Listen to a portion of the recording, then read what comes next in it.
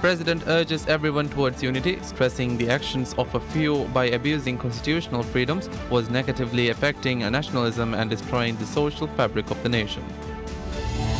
President presents the Order of Distinguished Rule of Izzuddin, National Award of Honor and the National Award of Recognition. And Chairman of the Joint Chiefs of Staff announces the remains of the IS leader had been disposed of and there were no plans to share footage of his death.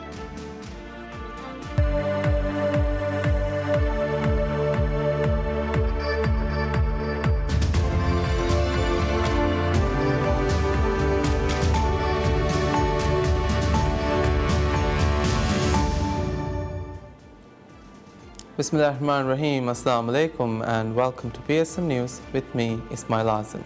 On this occasion of the National Day of the country, I would like to convey my heartiest greetings to all the viewers of PSM News.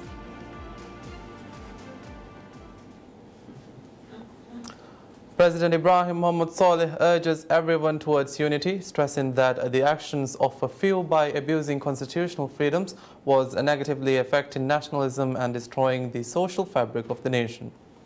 Speaking at the special ceremony held to mark the National Day of the country, President Saleh said a few have been tarnishing the image of the Prophet Muhammad sallallahu alaihi wasallam in the name of exercising the fundamental freedoms enshrined in the Constitution. He said that they were advocating for religious freedom in the guise of human rights. Moreover, the president noted other groups were exploiting such freedoms to promote religious extremism, radicalization, and acts of terror. Highlighting these abuses, the president asserted observing and respecting the sacred tenets of Islam is a fundamental facet of Maldivian society and that any such attempts will not be permitted in the country. He further stressed the administration would not tolerate hate speech and fear-mongering. In his address, President Saleh also explored the history behind the recent cases of abusing constitutional freedoms and questioned the motive behind the failure to address such acts then. He further called upon everyone to refrain from using religion as a political tool to create discord amongst the society. Speaking about the reasons behind marking a national day, President Saleh stated it is also essential to work towards preserving traditions and skills that are in danger of being relegated to history books when celebrating the contributions of individuals who have served the nation. He said such traditions distinguish the characteristics of Maldivians.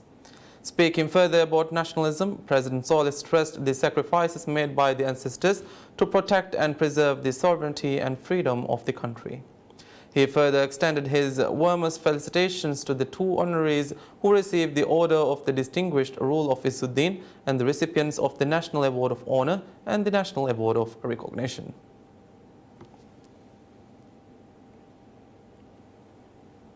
President Ibrahim Mohammed Saleh presents the Order of the Distinguished Rule of Izzuddin to Ahmad Abdullah and Abdullah Sadiq. The two honorees were presented with the laurels at the special ceremony held to mark the National Day of Maldives. Ahmad Adam started his service in the government on February 1, 1959, and since then his contributions had been instrumental to national development in the field of engineering. He joined the service as an apprenticeship engineer on the Morning Ship Star. After attaining higher education in the field of engineering in Sri Lanka and the United Kingdom, Ahmad Adam continued in his service to the nation in various areas. He made notable contributions to developing electricity services, television broadcasting services, boat building, mechanization of boats, and promoting technical training through the establishment of the Vocational Training Center. While Ahmad Adam also served in high-ranking positions at the Ministry of Fisheries, Maldives National Shipping Limited (MNSL) and Maldives Transport and Contracting Company (MTCC), his work in the introduction and development of the tourism sector is also highly remarkable. Meanwhile, Abdullah Sadiq has been in the service of the government for the past 55 years and continues his contributions as a consultant at the Divi Language Academy. His work in the fields of literature, linguistics, and education is astounding. He started his career in the government on May 29, 1952 as a clerk at the printing press. In addition to his immense contributions in the fields of literature and linguistics, Abdullah Sadiq is also an outstanding literature. He published numerous literacy works on the usage guidelines of Divehi language, in addition to poetry and lyrics. Abdullah Sadiq is also noted for his contributions in the field of historical research, teaching and tutoring. He served longest in the government at the Center for Linguistic and Historical Research. He has been in service of the center for the past 30 years.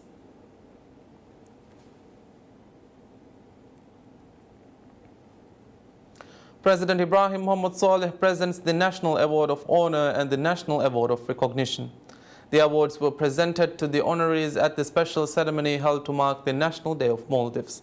5 honorees received the National Award of Honor this year, which included late Dr. Afrashim Ali for his contributions towards Islamic awareness and Islamic education, late Dr. Abdul Majid Abdul Bari for his contributions in the field of Islamic knowledge and education.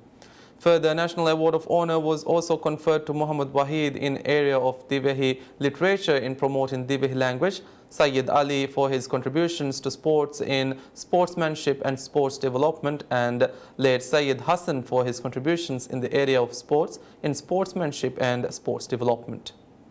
Meanwhile, 21 honorees received the National Award of Recognition this year. The recipients for this award were selected by the National Award Committee, an organization constituted by the President to determine recipients for the prestigious awards.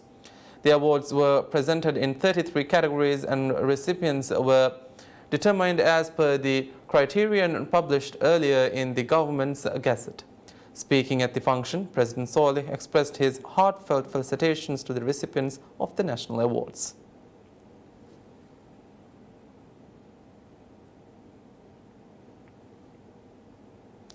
Minister of Home Affairs Imran Abdullah says social harmony and sovereignty are essential in preserving the nationalism of the country.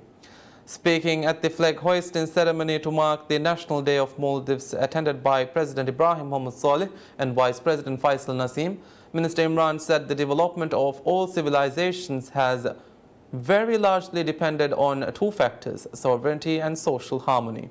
He highlighted on the importance of both in marking a nation's progress. He further urged the people to be responsible in transferring the sovereignty and the harmony of the generations to come. The function began with the recitation from the Holy Quran once President Saleh arrived at the Republic Square. The brass band of Maldives National Defense Force MNDF played the national anthem, followed by the hoisting of the national flag. A special supplication led by Imam of Islamic Center Sheikh Nasrullah Ali was also read during the function to mark the National Day. The National Day of Maldives is celebrated as a tribute to the local resistance that drove out the Portuguese occupiers after they had seized the rule of the island nation for a span of 15 years. The Portuguese arrived in 1558, killed the Sultan and took over Maldives. However, in 1573, Muhammad Takurfan and his forces took back the capital, Mala City, in a decisive victory that effectively eliminated the Portuguese presence. Every 1st of Rabiul Awwal from the lunar calendar is marked as the National Day to remember the nationalism of Muhammad Takurfan. The first National Day was marked on February 4, 1946.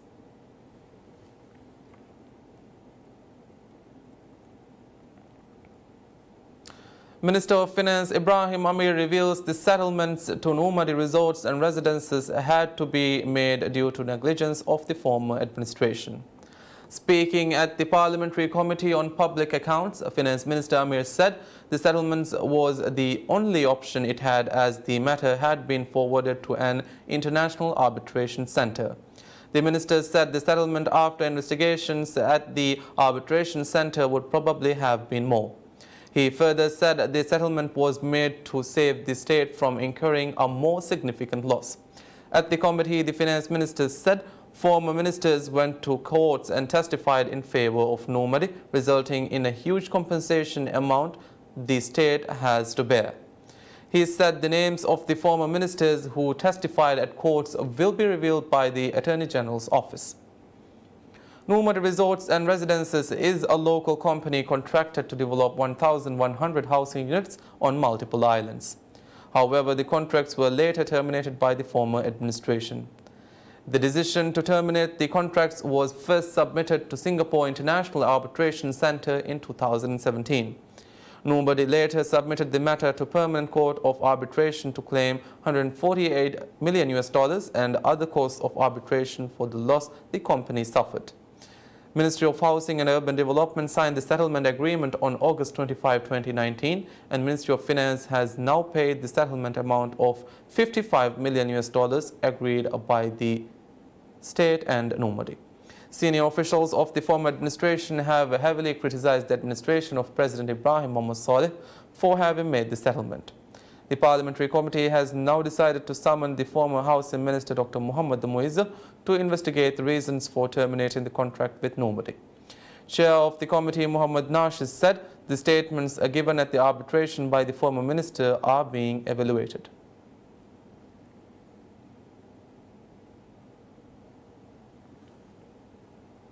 Minister of Health Abdullah Amin says the diseases eradicated in Maldives are not likely to reappear as they have been eradicated and controlled. Speaking at a press conference, Health Minister Amin said Maldives is successful in eradicating many dangerous diseases and preventive measures have been taken in ensuring they do not spread in the country again. He remarked that no such diseases have been reported in the Maldives thus so far. He also highlighted on the ongoing efforts to strengthen policies in order to carry a thorough screening of expatriate employees in ensuring the diseases do not spread in the country. Maldives has been successful in eradicating non-communicable diseases before the targeted date, World Health Organization (WHO) had set. Ministry of Health is working to ensure non-communicable diseases do not spread with globalization and constant traveling of people.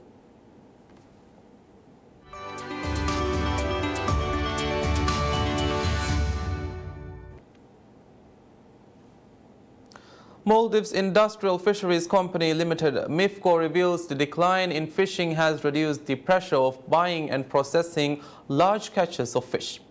Managing Director of MIFCO Ismail Fauzi said fishing in the north of the country have declined and more fishing vessels from the central region are traveling to sell fish due to an increase in fishing in the central regions. The surge of fishing in the north saw many vessels traveling away tons of catches as MIFCO was unable to buy the bulk catches.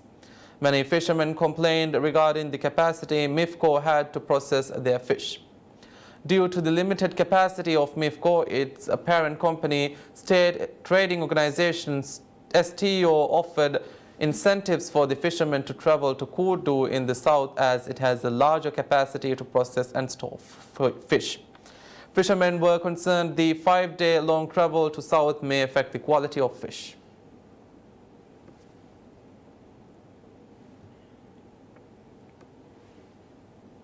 Bahrain's Gulf Air begins scheduled flights to Maldives. At a ceremony held at Belana International Airport VIA, Managing Director of Maldives Marketing and Public Relations Corporation MMPRC, Tayyib Mohammed, inaugurated the flight operations. The first flight of Gulf Air to land in Maldives was also greeted with a water cannon salute by Maldives Airports Company Limited (MACL). Gulf Air has scheduled 5 weekly flights to Maldives directly from Bahrain International Airport. Speaking at the function to begin operations, Tayyib said Maldives is not only preferred by tourists for its natural beaches and underwater beauty, rather many travel to experience its island life and local culture. In the function attended by senior officials from MACL and Gulf Air, Chief Commercial Officer of Gulf Air, Vincent Coste, assured belief that Maldives is going to be a successful destination for the airline. He said Gulf Air will be a useful ally in reaching the target of bringing 1.5 million tourists this year. The airline has begun operations in 1950, now flies to 50 destinations in 28 countries in Africa, Asia and the Europe.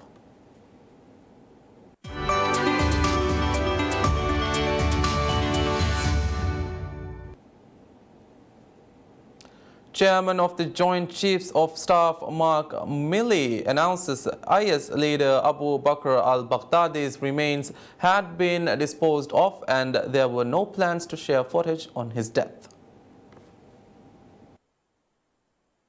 U.S. President Donald Trump said on Sunday that Abu Bakr al-Baghdadi had been killed in a U.S. military operation in Syria.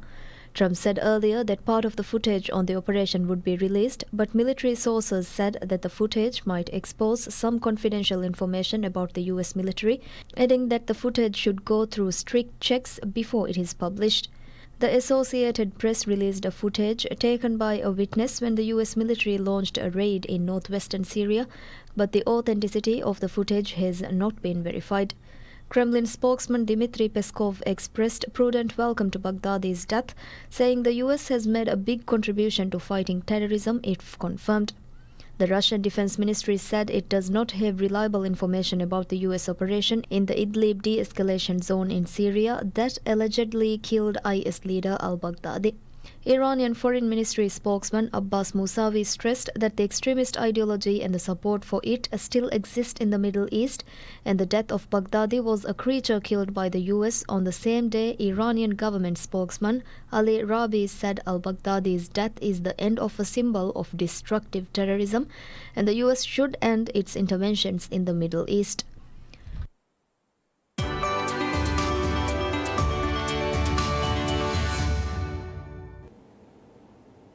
The Tokyo Organizing Committee of the Olympic and Paralympic Games Tokyo 2020 unveils the new Arai Gymnastics Center, which will host gymnastic and boccia events during the Tokyo 2020 Games. The 12,000-seat, 30-meter height venue, whose construction was completed on October 25th, has no pillar in the performance area. The central element of the architecture is a 90-meter spanned local arch wood roof that arches over the building's core. Timbers of larch were all domestically sourced, including from Hokkaido, Nagano and Miyazaki prefectures, to name a few. The venue, located in the Ariake district of the Japanese capital that will host many other Olympic events, will be also used as an exhibition center when the games are over. One of the Tokyo 2020 officials at a press viewing of the venue, Koichi Fukui, told reporters that wood materials would eventually be used as partitions at the exhibition, and all the bench boards would be recycled into shoe shelves for schools. The venue will host the 34th FIG Trampoline Gymnastics World Championships in November.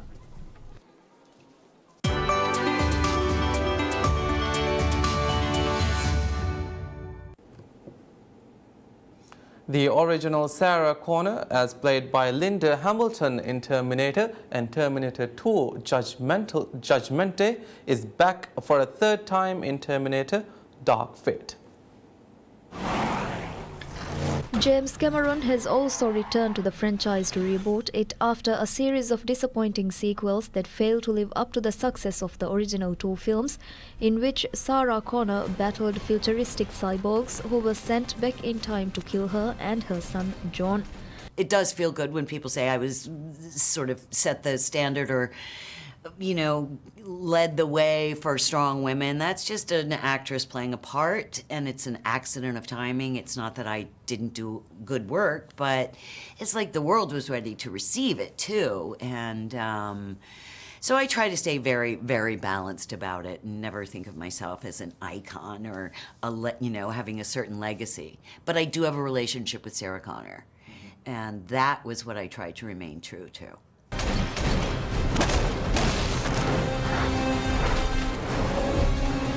The film, which sees Connor team up with an enhanced human called Grace to save Mexican factory worker Dani Ramos from a Terminator from the future, has received somewhat glowing reviews, but most point out that Hamilton's Connor is one of the film's saving graces. I worked very hard on my own for a year, training my body, but also getting into Sarah's head, her disappointments, her sorrows, her guilt. All the deep, hard stuff. And a lot of people are reluctant to go there, and it's not fun to go there. But I spent a year there. I think it might have sort of changed my personality after a while because it's very deep and dark. When this is all over, I am going to kill you. I understand. Terminator Dark Fate is out in US cinemas on November 1st.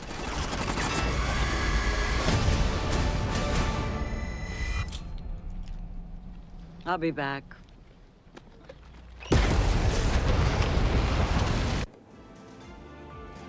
And with that, that concludes the English bulletin for today. Have a pleasant day ahead. Goodbye.